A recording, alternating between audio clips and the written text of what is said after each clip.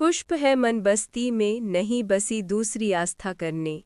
श्री सत्यनारायण व्रत कथा 5 अध्याय। श्री सत्यनारायण व्रत कथा। पहला अध्याय। नारद मुनि एक बार भ्रमण करते हुए पृथ्वी पर आए। उन्होंने देखा कि लोग दुखों से घिरे हुए हैं। तब वे बैकुंठ लोक गए और भगवान विष्णु से पूछा, हे प्रभु, पृथ्वी पर जीव दुख से पीड़ित है। ऐसा कौन सा उपाय है जिससे मनुष्य जीवन में सुख और मुक्ति पा सके?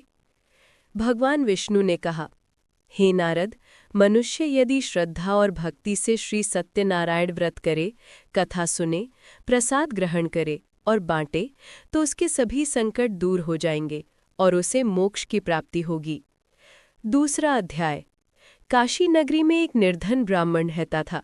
वो भीख मांगकर जीवन यापन करता था। एक दिन भगवान स्वयं वृद्ध ब्राह्मण के रूप में आए और उससे कहा, हे ब्राह्मण, यदि तुम सत्यनारायण व्रत करोगे तो तुम्हारी दरिद्रता दूर हो जाएगी। ब्राह्मण ने व्रत किया, केले, दूध और गेहूं के आटे से प्रसाद बनाया और कथा सुनी। शीघ्र ही उसके घर में सुख समृद्धि आ गई। तीसरा अध्याय। एक बार एक व्यापारी यात्रा पर जा रहा था। उसे ब्राह्मण ने व्रत करने की सलाह दी। व्यापारी ने कहा, हे ब्राह्मण, जब मैं सुरक्षित लौट आऊंगा तब व्रत करूंगा। व्यापारी का व्यापार बहुत सफल हुआ। वो धनवान बना, परंतु घर लौटकर व्रत करना भूल गया। परिणाम स्वरूप उसके घर की दौलत लुट गई और जीवन संकट में आ गया। व्यापारी को अपनी भूल का एहसास हुआ। जब उसने सच्चे मन से व्रत किया तो उसका सारा धन और वैभव लौट आया। चौथा अध्याय। उसी व्यापारी की पुत्री का विवाह हुआ। विवाह के समय उसने सत्यनारायण व्रत करने का संकल्प लिया, परंतु बाद में उसे टाल दिया। वो और उसका पति समुद्र यात्रा पर गए। यात्रा में तूफान आया और उनका जहाज डूबने लगा। दोनों ने भगवान से प्रार्थना की, हे प्रभु, हमें क्षमा करे, हमने व्रत का अनादर किया। भगवान की कृपा से वो बच गए। जब वे घर लौटे तो उन्होंने विधिपूर्वक व्रत किया।